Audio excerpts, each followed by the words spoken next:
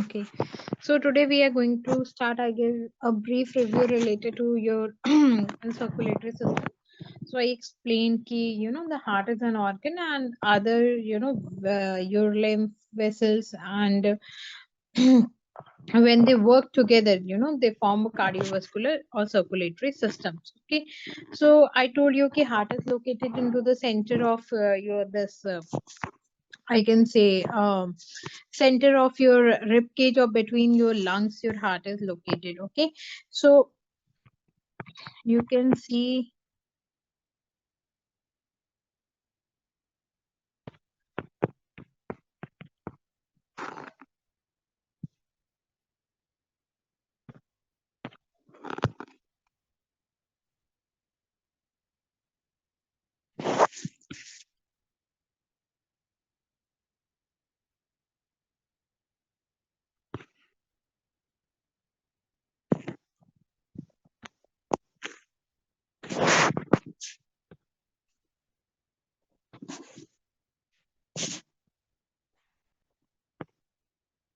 I'll show you one thing first before moving to this.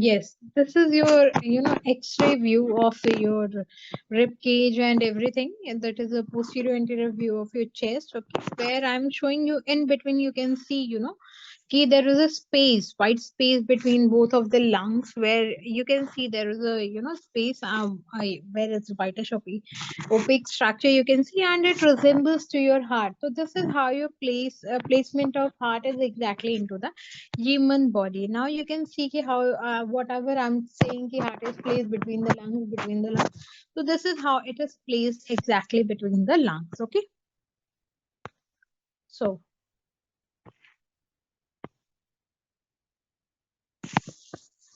now we will continue with our PPT.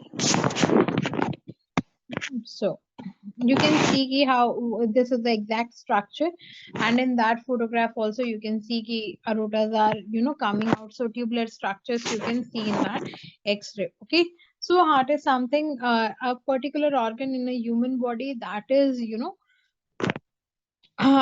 which is working 24/7 into the human body. Your blood is getting pumped out 24/7. Okay, never stopped. Once it stopped, we declare the person as dead. Okay, so or basically in certain scenarios, for very short duration or something, in that scenario that happens. Okay, very rare conditions usually. Okay, so the primary function is to drive the blood through the cardiovascular system and delivering into the rest of the body. Okay, and oxygenated blood to the tissue and organs of a body sufficient for their metabolic needs. Okay, deoxygenated blood to lungs for gaseous exchange. Okay, so these are the basic functions which when we pump the blood from the heart. There is a two parts of your heart basically. If I talk about in this picture, you can see I zoom out.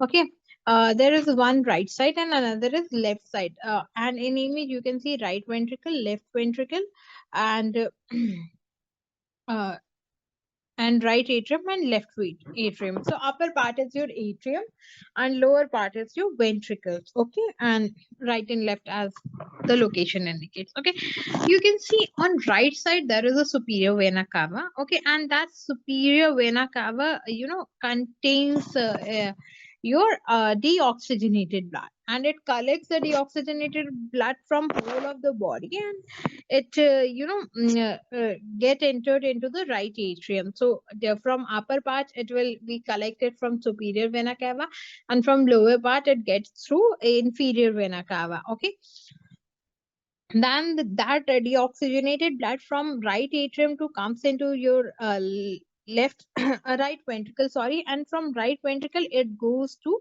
your this I can say through pulmonary artery, it reaches to your lungs.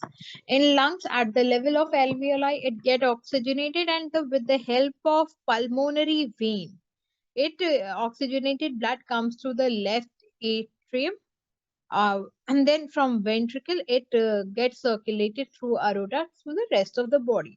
So this is how your blood circulations usually happens into the body. Okay, and if I talk about an adult, average adult human contains 4 to 6 liters of blood, and that is repeatedly cycled throughout the body in circulatory system, and it is called closed system because the blood contains within the heart and vessels. Okay, so closed system मतलब कि आपका कहीं भी leak out नहीं हो रहा है.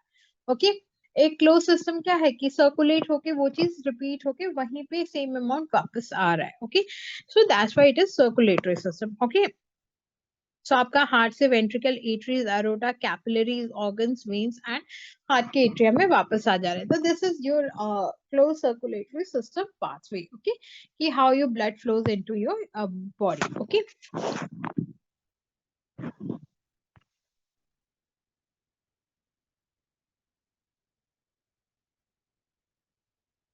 Priyadarshini, you are saying something? No, ma'am. Okay, related to doubt. Okay. Now, structure of heart, if I can say, this is the structure of heart. You can see your right atrium is there, then right ventricle is there, left atrium is there, left ventricle is there. You can say between the right atrium and right atrium and right ventricle there is tricuspid wall. मतलब three cusp, तीन cusp का wall होता है. Okay, that's why it is known as tricuspid wall.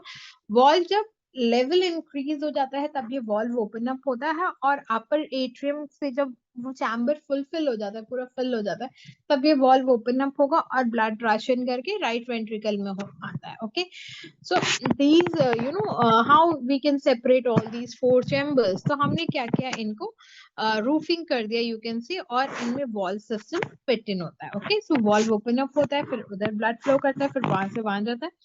Through pulmonary artery it reaches to your lungs, and from lungs it comes to your left atrium, and from atrium it reaches to your left ventricle. Okay, so tricuspid valve आपका right atrium में present होता है, and mitral valve आपका left side में present होता है, left atrium and left ventricle के in between. Okay, उसके अलावा we have one pulmonary valve that is between your right ventricle and between pulmonary artery. Okay, so this is how we have basically different walls are present into this heart. Okay, basically we have majorly, if I talk about, we have aortic wall, we have tricuspid, mitral and pulmonary wall.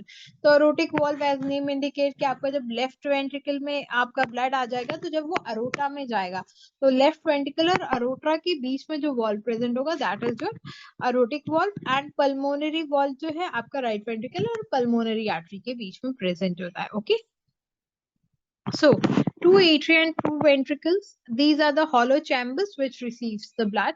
They are surrounded by myocardial cells which are able to relax and contract. तो वो relax और contract होते हैं, उसी के according blood pump out होता है.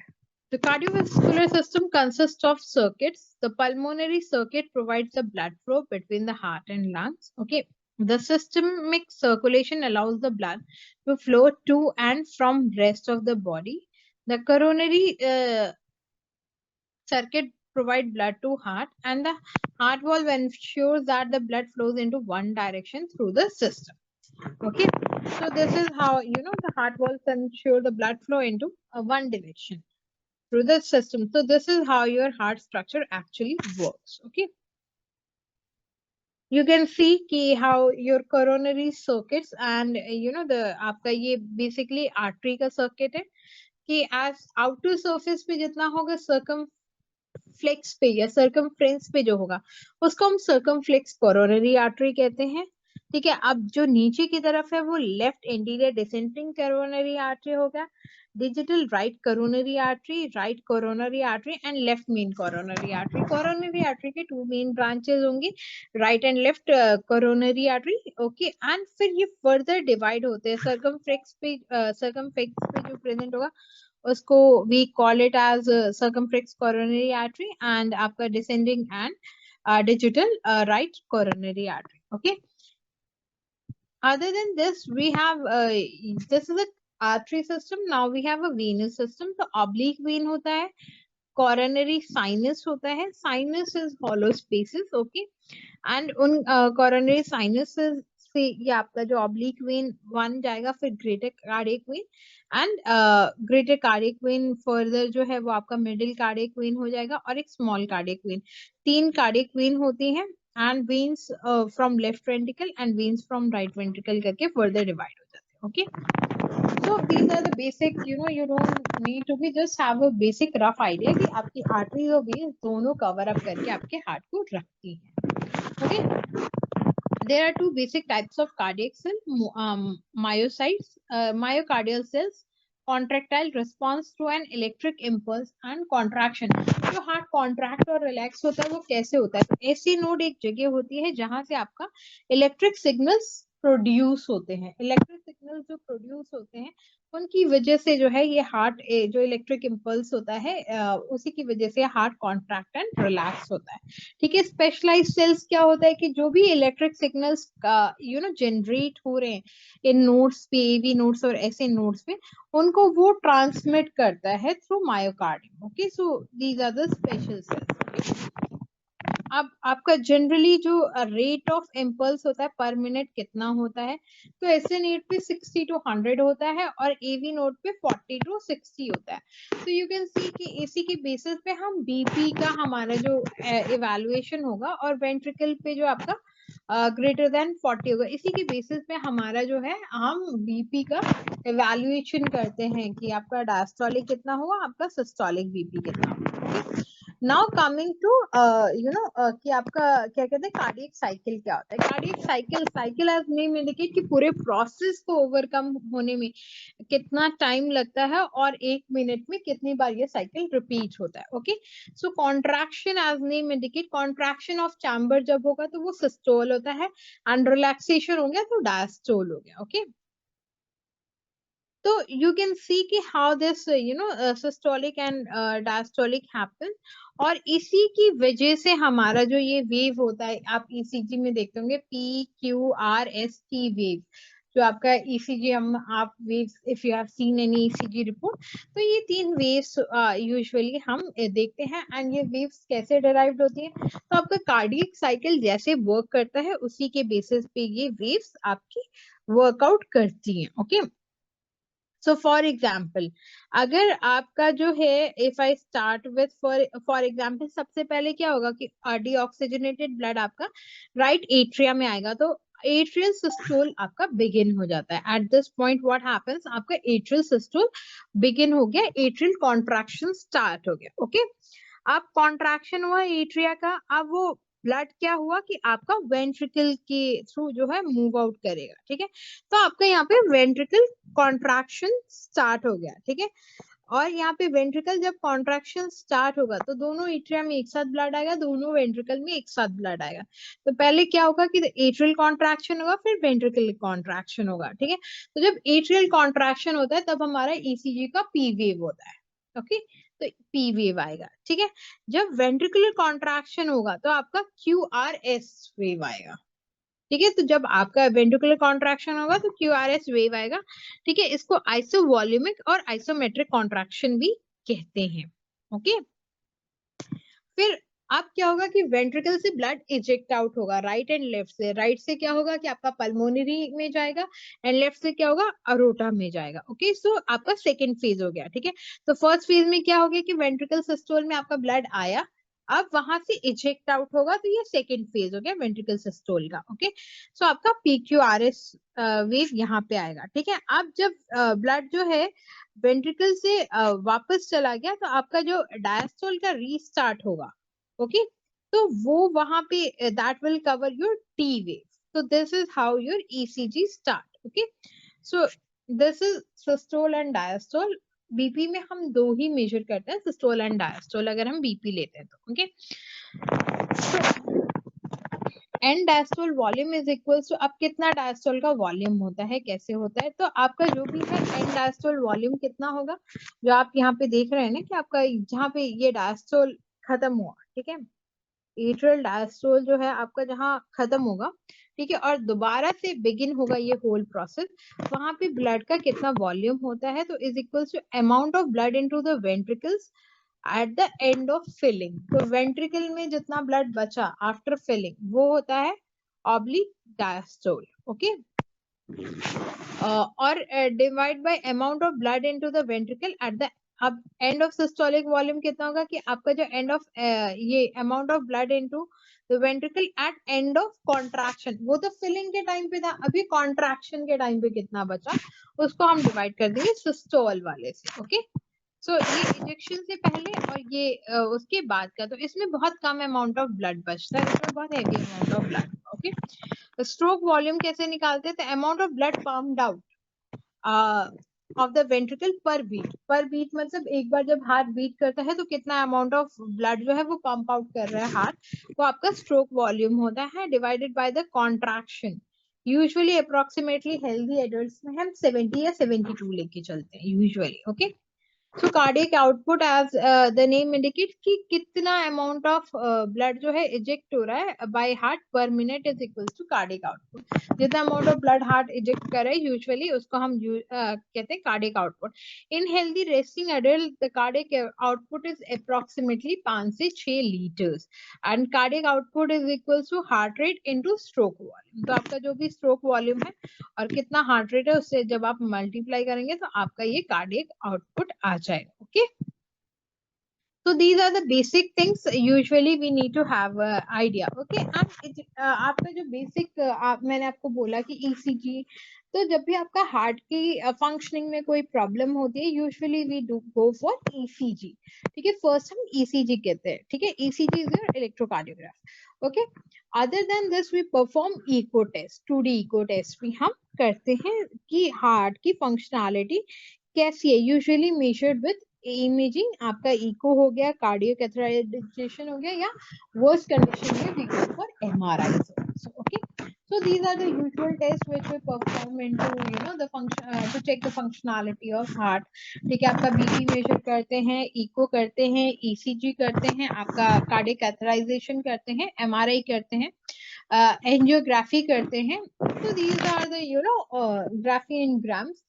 One is for your graphy is for just study purpose, and gram is for treatment purpose. Okay, so these are the different things which we usually perform or do for this functioning of heart। Okay, now just have an idea कि आपका cardiac से related क्या क्या disease condition हो सकता है। Okay, and so cardiac related disease condition if I talk about, so basically BP is your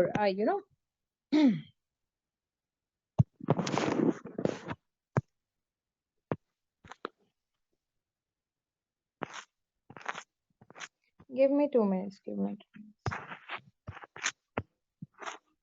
Basically if I talk about cardiac related disease condition, so we have this आपका BP का एक major issue होता है कि hypertension हो गया या hypotension हो गया।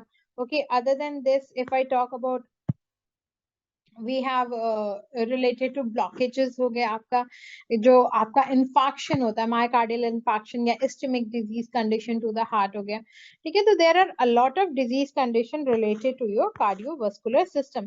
Just have I will give a quick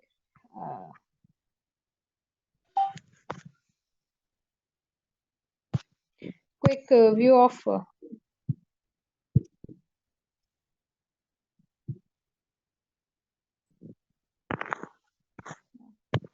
and how this everything works. I will share a few things with you. Okay, wait.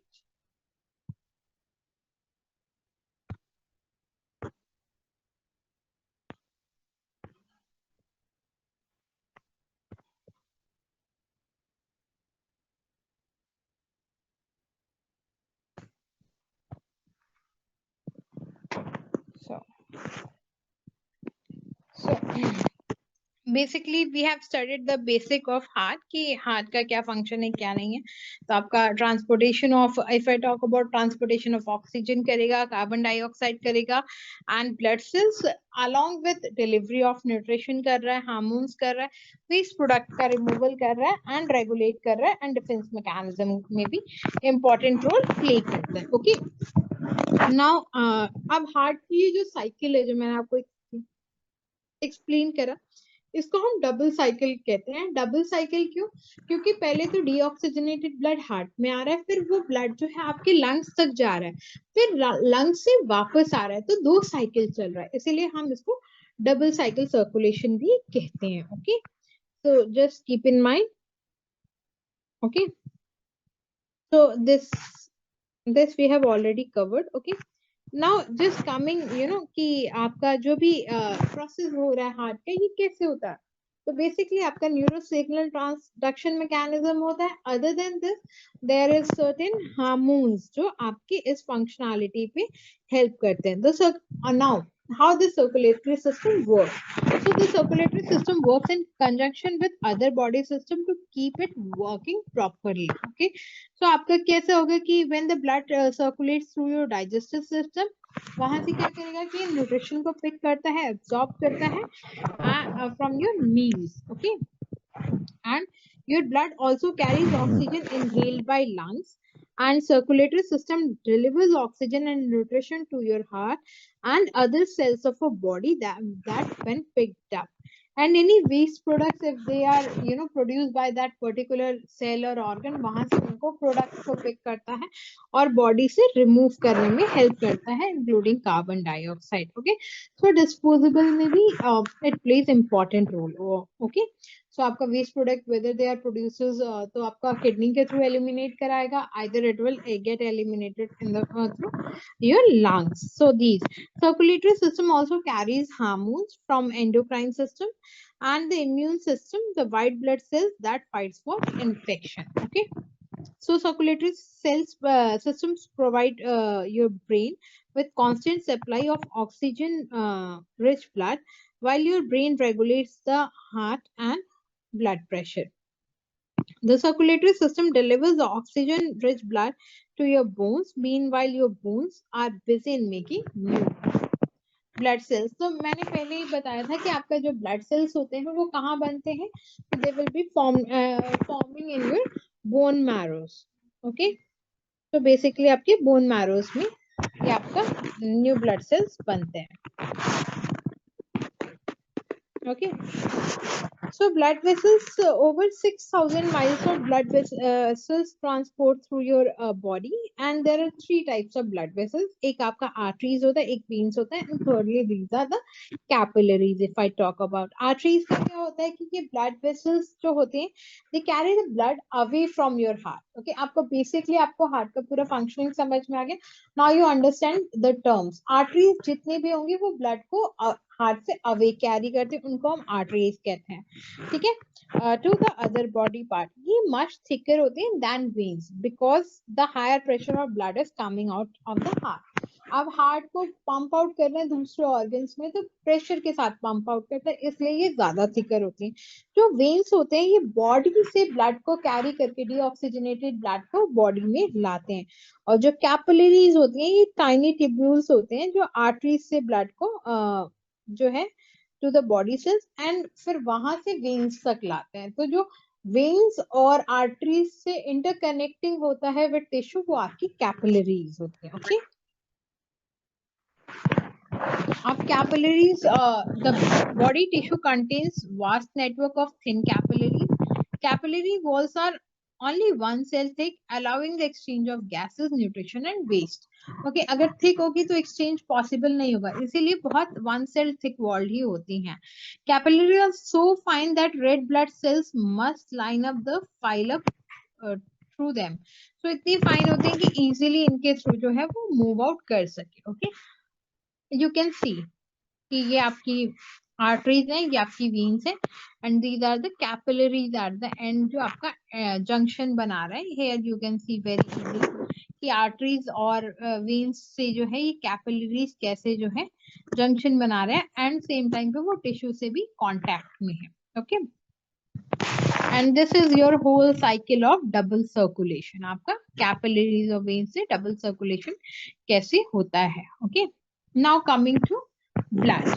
Blood forms 1/5 of the body weight, amounting about 5 liters. Okay, 11 pints in volume. Okay, 40 to 50%, 45 to 50% is red blood cells. Blood का color red क्यों होता है? If I talk about blood is basically made up of three things. One is your RBC, another is your WBC, and third is your plasma. RBC is red blood cells, WBC is your white blood cells, and third is plasma. Okay. सो आपका जो red blood sales होता है वो 45 to 50% होता है. Okay, and rest जो है आपका वो आपका प्लाज्मा और व्हाइट ब्लड सेल्स होता है. व्हाइट ब्लड सेल्स की अगर मैं बात करूं तो ये 1 to 2% होते हैं. व्हाइट ब्लड सेल्स के साथ प्लेटलेट्स भी एसोसिएशन में ही होता है. ओके, सो ये 1 to 2% होता है. और प्लाज्मा जो आपका 50 to 55% होता है. Okay, so plasma contain 90% of water with dissolve substance such as glucose हो गया आपका, जो कि आपका ब्लड शुगर के नाम से हम जानते हैं, हार्मोन्स हो गए, एंजाइम्स हो गए, and waste product such as urea and lactic acid. तो ये आपके प्लाज्मा में मिलेंगे. Okay, plasma also contain protein such as albumin, fibrinogen, important for clot. Okay, तो आप सीन है कि आपको कोई चोट लगी या छोटा सा कट लगा, what happens after certain time, वो ब्लड जो वहां से आ रहा था, जब इनिशियली कट लगता है थोड़ा सा ब्लड ooze आउट होता है, थोड़ा सा ब्लड फ्लो करता है. अगर डीप कट है तो ब्लड थोड़ा ज्यादा फ्लो करेगा. बट अगर आप देखते हैं सर्टेन टाइम में अगर डीप कट नहीं है, छोटा कट है, तो ब्लड स्टॉप हो जाता है. और बहुत ज्यादा डीप कट है तो आप प्रेशर लगाते हैं तब ब्लड स्टॉप होता है. Why this happens? Because blood की एक अपनी मैकेनिज्म है, बॉडी का एक पर्सनल मैकेनिज्म है ब्लड के अंदर, कि वो जो है क्या करता है, क्लॉट कर लेता है. क्लॉट करके क्या बनेगा, एक मेशवर्क बना लेता है.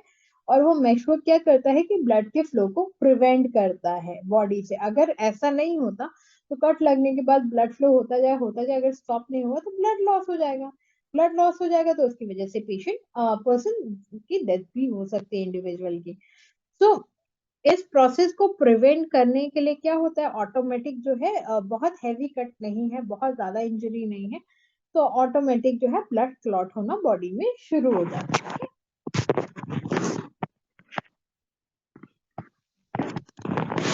अब red blood cells is also known as erythrocytes. इनको हम क्या बोलते हैं, erythrocytes, and they are the transporter of oxygen and carbon dioxide.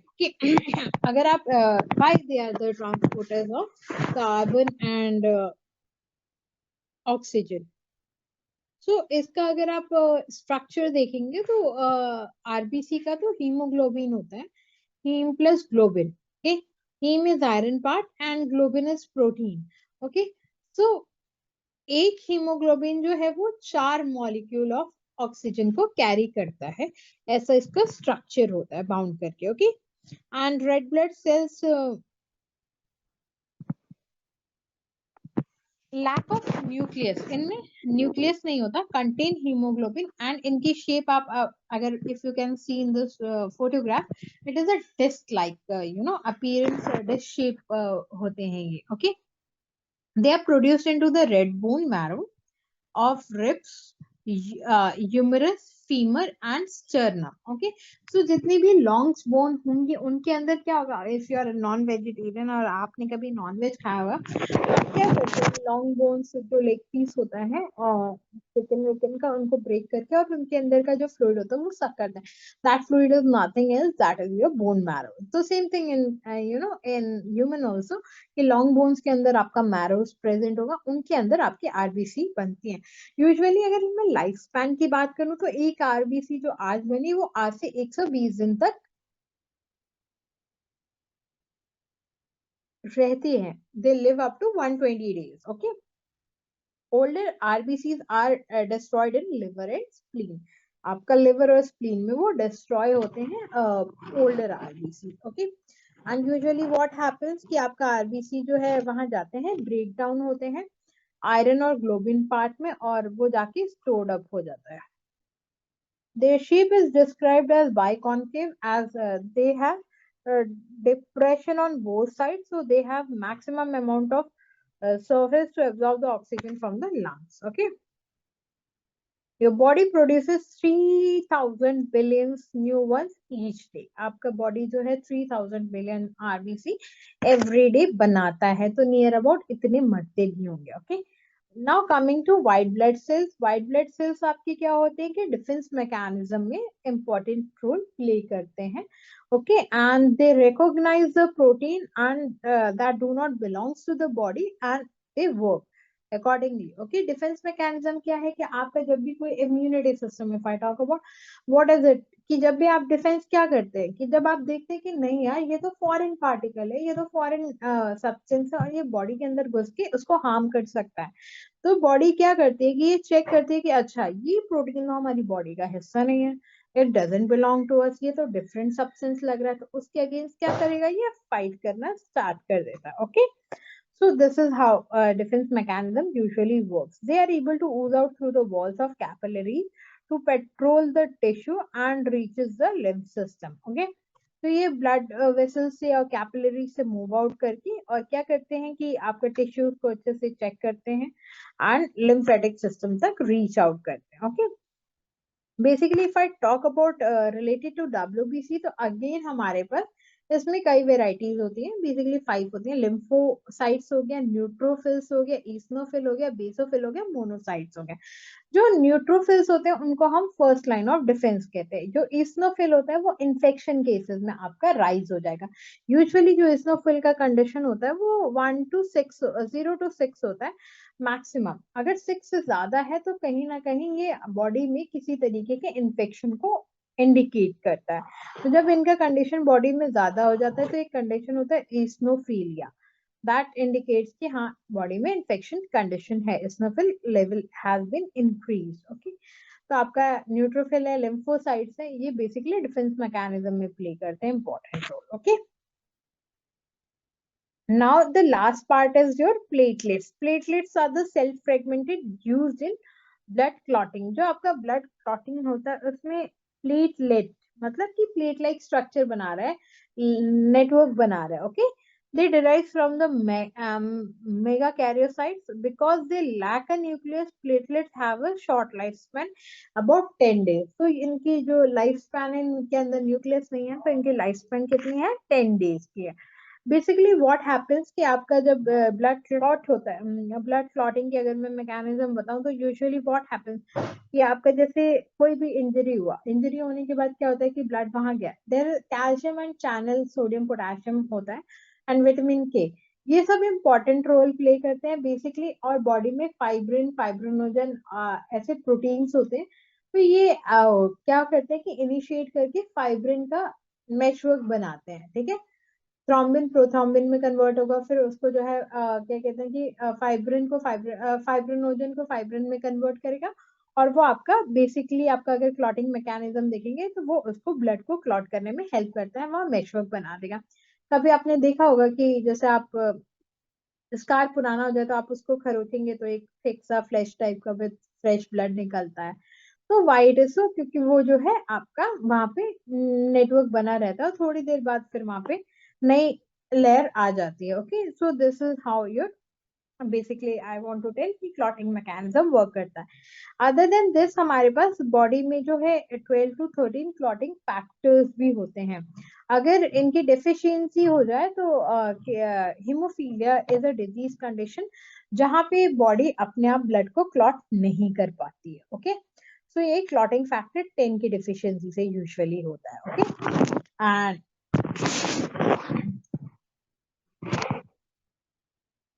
बहुत रेयर डिजीज कंडीशन है and females are the carrier in this disease condition, males are the sufferer. Okay, तो female कोई होगी तो उसके अंदर क्या होगा कि वो सिर्फ कैरी करेगी, बट मेल्स क्या होते हैं वो सफरर होते हैं इस डिजीज के. ओके,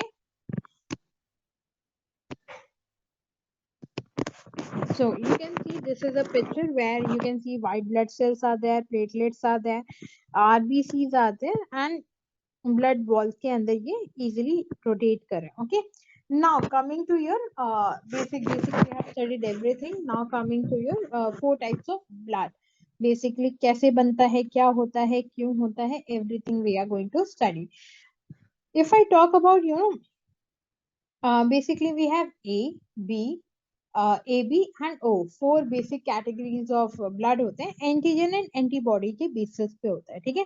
एंड इनके अंदर फर्दर पॉजिटिव एंड नेगेटिव होता है. तो फर्दर पॉजिटिव एंड नेगेटिव कैसे होता है, तो आपका जो है आरएच फैक्टर के बेसिस पे होता है.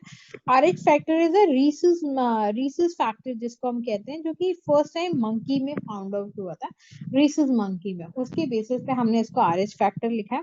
अगर ये प्रोटीन जो है surface of red blood sales पे पाया जाता है तो it will be positive. If you lack that particular protein, you will be marked as negative. So Rh positive is the most common factor type if I talk about. Okay, and there is a 4 blood groups AB and O. Okay, so A plus A positive factor, this is monkey protein है body में. A minus, B positive, B minus, AB positive, AB minus, O positive, O minus. Okay, so all blood has Rh factor and Rh determine the blood type, and O is the universal blood donor and AB is a universal blood receiver. Okay, so if you find the mosquito and other insect chooses you rather than other people, did you ever wonder why? So basically ये पाया गया है कि अगर कोई mosquito किसी person को बहुत ज्यादा कट कर रहा है, आप 10 लोग बैठे हैं, एक के पास आप देखेंगे मॉस्किटोज बहुत ज्यादा आ रहे हैं. वाई? यूजुअली ये देखा जाता है कि उस पर्सन का ब्लड जो है ओ पॉजिटिव है. If you have a O positive blood group और O type, they are prefer you twice as much than other. Okay, so अगर आपका ब्लड ग्रुप ओ पॉजिटिव है तो आपको इंसेक्ट बाइट्स और मॉस्किटो बाइट्स इजीली हो सकता है, बिकॉज वो इजीली प्रिडिक्ट कर लेते हैं ओ पॉजिटिव पर्सन को और उनको काटने के चांसेस उनके ज्यादा होते हैं, rather than who have A or people with B. Okay, falls in these 2 types. Okay, and estimate 20% of people turn out especially delicious for the mosquitoes and bite more often. Okay, so जो O positive blood group होते हैं उनको mosquitoes ज्यादा काटते हैं. That is a fact. Okay. Now one more thing, जो जितनी भी फीमेल पॉपुलेशन है on this planet, 9% female population का ब्लड ग्रुप जो है वो ओ पॉजिटिव है. तो majorly O positive blood groups जो होते हैं वो फीमेल्स का होता है, मोस्ट कॉमन है. एंड अगर मैं मेल्स का या usual general common blood group बोलूं तो बी पॉजिटिव ब्लड ग्रुप है. ओके, सो ब्लड प्रेशर मैंने अभी आपको बताया कि सिस्टोलिक कैसे बन रहा है, डायस्टोलिक प्रेशर कैसे बन रहा है. So as your heart contracts and pushes the blood into the artery and your blood pressure is at its highest point, वो आपका सिस्टोलिक प्रेशर हो गया जब ब्लड जो है हार्ट से आर्टरीज की तरफ जा रहा है. एंड डायस्टोलिक में क्या हो गया कि आपका सिस्टोलिक में हार्ट कॉन्ट्रैक्ट भी होगा. डायस्टोलिक प्रेशर में क्या होगा कि हार्ट अब रिलैक्स फेज में है और आपका जो है रीफिल हो रहा है, एम्प्टी है, रीफिल हो रहा है एंड at its lowest. तो आपका जो BP, if I talk about आपका बीपी, यूजुअली हम क्या बोलते हैं कि आपका बीपी जो है 120/80 होना चाहिए या 70 होना चाहिए. How we calculate that? तो वो सिस्टोलिक और डायस्टोलिक के बेसिस पे ही होता है. सिस्टोलिक आपका 120 होगा, डायस्टोलिक आपका 70 और 80 के बीच में रेंज वैरी करता है. 120/80 is mmHg. mmHg is your mercury level. Okay, mercury को हम mmHg में मार्क करते हैं. यूजुअली हम जो बीपी लेते हैं वो मर्करी से ही रीड आउट करते हैं. और जो मशीन हम यूज करते हैं इन ओल्डर सिस्टम, आप देखते होंगे कि एक ग्रे कलर का बॉक्स होता था, उसमें एक साइड जो है ऐसे ऐसे मार्किंग रीडिंग्स होती थी और दूसरी साइड जो है एक बल्ब होता था और एक कफलिंग होता था, ग्रीन कलर का बल्ब एंड कफलिंग. तो उस मशीन को हम स्पेग्नोमैनोमीटर कहते हैं. स्पेग्नोमैनोमीटर हाउ वी यूज, बेसिकली आपका जो कफलिंग होता था वो लेफ्ट साइड आर्म पे आप बांधते थे पेशेंट को और यूजुअली जो उसकी नॉब होती थी हम टाइट करके और प्रेशर को इंक्रीज करते थे. Once it reaches to 150 160 then हम उसको धीरे धीरे रिलीज करना प्रेशर को शुरू करते थे. जब हम इनिशियली क्या होगा, जब हमने प्रेशर को बढ़ा दिया तो आपका हार्ट का साउंड जो है वो बंद हो जाएगा. फिर हम धीरे धीरे जब प्रेशर को रिलीज करेंगे स्टेथोस्कोप से हम सुनते थे, ठीक है, जहां पे हमें साउंड आनी फील हुई, that will be your systolic. Okay, फिर हम उसको रिलीज करते जाएंगे करते जाएंगे करते जाएंगे, और जहां पे वो अगेन साउंड बंद हो जाएगी, that is your diastolic. This is how we measure BP manually. Okay, nowadays we have automatic system machines or automatic, pressure machines, sphygmomanometers machine, digital machines. From there we take it. Okay, so this is how we take it usually in BP. If I talk about BP is your blood pressure. We have two types of pressure. One is your systolic, another is your diastolic pressure. Okay, there is a electrical system inside your heart. Okay, and your heart that controls the rate and speed and rhythm. वो हमारा normal sinus rhythm होता है. Heart के अंदर automatic एक system होता है जो pressure को control करता है. Okay, and when the problem with your heart rate is called arrhythmia. Arrhythmia मतलब कि आपके heart rate में problem है. ठीक है, अब इसमें हम दो तरीके का मतलब arrhythmia rate में, when rate is heart rate के rhythm में problem होगी, then we call it as arrhythmia. Okay, so आपका जो इलेक्ट्रिकल सिस्टम स्टार्ट होता है वो मैंने आपको बताया था ऐसे नोट से होता है. ठीक है, एंड जो स्प्रेड होकर के आपका एवी नोट तक आता है. So basically I told you कि ईसीजी और ईकेजी जो होता है हमारा बेसिकली, उनमें हम इन फंक्शनिंग्स ऑफ हार्ट को, इलेक्ट्रिकल इम्पल्सेस और वेव सिस्टम्स को वी स्टडी. आपको कार्डिक आउटपुट में मैंने बताया था कार्डिक साइकिल में कि हाउ वी स्टडी. तो usually doctors in electrical activities को मेजर करके, उनकी टाइमिंग्स को चेक करके देखते हैं कि टी वेव में ज्यादा जा रहा है या पी वेव में है या क्यूआरएस का पीक लो जा रहा है. On the basis of that, we check what is the exact disease condition into the person's body. Okay, now again I told you angiography and angioplasty. ठीक है, तो angiography is something जो मैंने आपको बताया था कि हम graphic is something जो हम study purpose से use करते हैं. ठीक है, तो आप डिजिटल इमेजिंग में हम डाई सिस्टम इंड्यूस करके और चेक करते हैं कि कितना ब्लैक एंड व्हाइट में हम चेक करते हैं कि क्या है. तो when we pass that and we check कि easily pass हो गया तो ठीक है. अगर कहीं पास आउट नहीं हो रहा है वो डाई और हमें नहीं मूव आउट होते हुए दिख रहा है, तो इट इंडिकेट्स कि there is certain kind of blockages. अगर ब्लॉकेज है तो फिर हम क्या करते हैं, एंजियोप्लास्टी करेंगे. एंजियोप्लास्टी में क्या करते हैं कि हम एक डिवाइस, जब हम ये कर रहे हैं प्रोसीजर बेसिकली, तो प्रोसीजर जब हम करते हैं तो what we use to do, for very good contrast we use dye, but nowadays what another system, if I talk about in earlier we use it कि हम hollow camera ट्यूब्स के through insert करके उस पूरे areas को check करते थे. And when we, हाँ यहाँ पे जो है हमें ब्लॉकेज दिख रहा है, तो we entered catheter thin tube, और उस कैथेटर के आगे बलून होता था, और हम फिर इधर से उस बलून को इन्फ्लेट करके क्या करते थे कि जो क्लॉट है और जो आपका थ्रोम्बस है बेसिकली ना, कि जो आपका प्लैक या थ्रोम्बस उधर बन गया है उसको हम ब्रेक करते थे. ओके, एंड फिर आपका नॉर्मल ब्लड फ्लो प्रोसीजर. तो this is a very minor surgery I am telling you, जो एंजियोप्लास्टी और स्टेंट प्लेसमेंट का होता है. ओके, तो ये heart artery becomes blocked and narrow by building up of cholesterol. Basically आपका कैसे होता है, हम क्यों बोलते हैं कि जो है कोलेस्ट्रॉल हाई नहीं होना चाहिए, वाई, बिकॉज व्हाट हैपेंस कि कोलेस्ट्रॉल जो है ग्रीसी सब्सटेंस क्या होते हैं कि आर्टरीज के अराउंड जो है वो डिपॉजिट होना शुरू हो जाता है. ओके, एंड अब ये डिपॉजिट होता गया होता गया होता गया, फॉर एग्जाम्पल या प्लाक बनता गया. प्लाक मतलब कि फॉर एग्जाम्पल और थ्रोम्बस, आपने डेंटल प्लाक देखा होगा कि डिपॉजिट होके टिप के नीचे थिक लेयर बन जाती है. Same thing happens into your arteries कि वहां पे किसी भी चीज का थिक लेयर फॉर्मेशन होता चला गया. ओके, अब डायमीटर 2 था, तो 2 में से क्या हुआ कि 5 मिलीमीटर, डायमीटर 2 मिलीमीटर है, 5 मिलीमीटर का उसमें प्लाक बन गया. तो अब ब्लड जितना फ्लो हो रहा था पहले उतना नहीं हो पाएगा, तो वहां पे प्रेशर क्रिएट होता जाएगा. तो that will effect the functionality of your heart, और पर्सन का प्रेशर ज्यादा होगा तो उसकी वजह से उसको चेस्ट में डिस्कम्फर्ट होगा, उसको हार्ट में मतलब डिस्कम्फर्ट फंक्शनैलिटीज में या रेस्टलेसनेस लगेगा, और इजीली fatigue हो सकता है, different types of sign and symptoms depending upon कि कहाँ blockage है. Okay, तो what we usually do ना basically कि हम एंजियोग्राफी करते हैं. एंजियोग्राफी करते वक्त जो है बेसिकली वी चेक कि अच्छा यहीं पे है. मीन वाइल सेम टाइम जो है हम क्या करेंगे कि ग्राफी करते करते हमारे पास अगर कंसेंट है पेशेंट की फैमिली का कि अगर है हाँ ग्राफी कर रहे हैं तो ग्राफी के लिए भी वी टेक अ कंसेंट.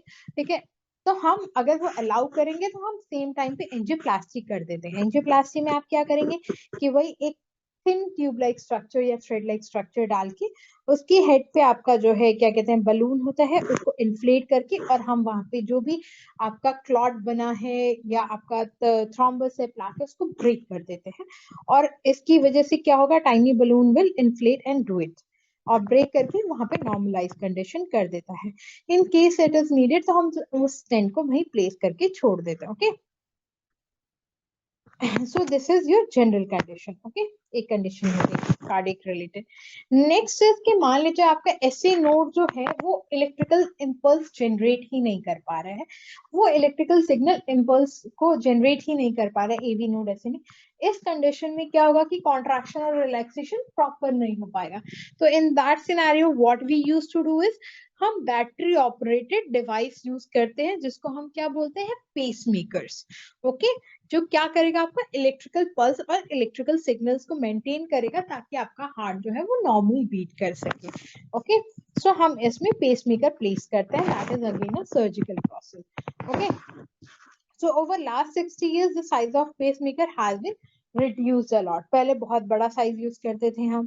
ठीक है, now evolution if you see तो 1958 में 73.4 ग्राम्स का था, फिर 1981 में 55 ग्राम्स का, ऑलमोस्ट 20 ग्राम्स का डिफरेंस आपको दिखा.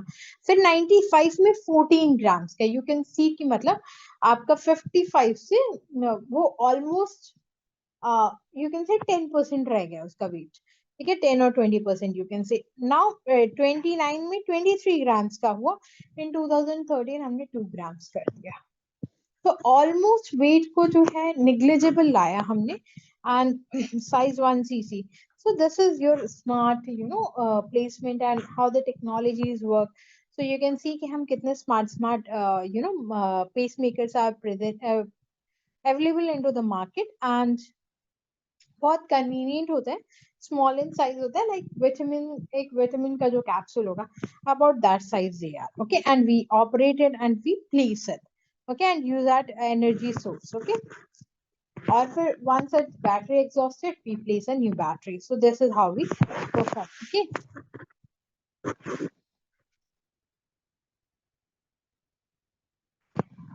now in cases of other than this आपका अगर कोई ब्लॉकेज बहुत ज्यादा हो गया तो हम क्या करते हैं, 2 आर्टरीज में ब्लॉकेज हो गया या 1 आर्टरी एलईडी में हो गया, मतलब बहुत सारी आर्टरीज होते हैं. अगर ब्लॉकेजेस बहुत ज्यादा होते हैं तो we perform another surgery that is known as your this I can say bypass surgery.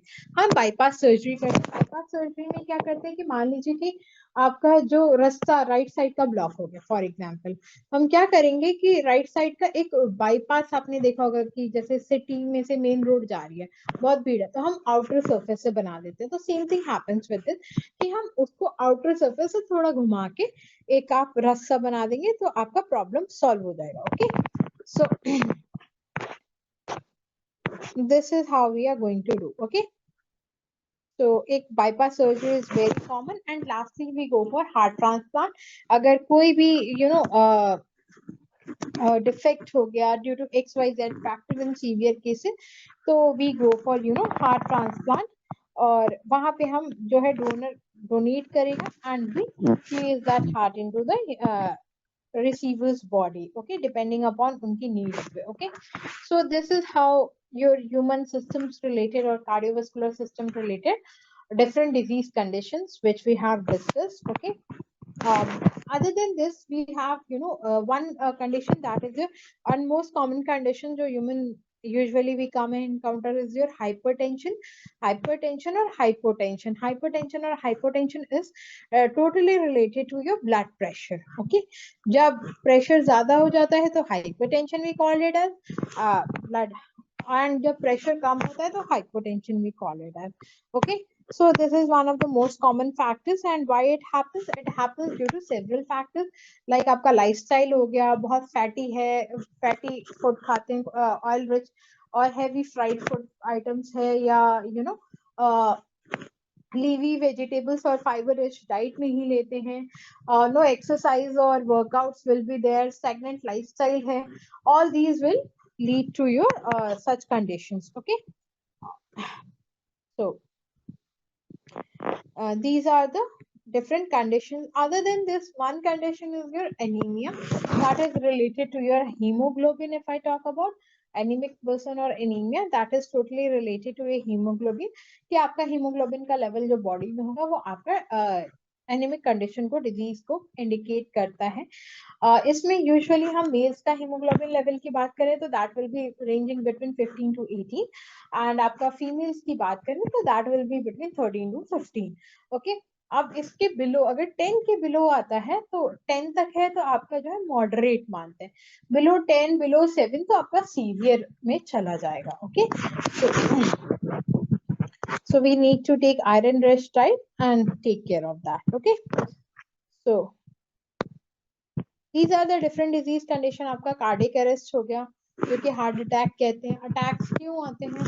Improper functioning हो गया, फॉर एग्जांपल ब्लॉकेज हो गया, और कहीं कहीं ब्लॉक है या कुछ है, और हार्ट को उस टाइम पे ब्लड नहीं पहुंचा, या प्रेशर बहुत ज्यादा है ओवर थिंकिंग की वजह से.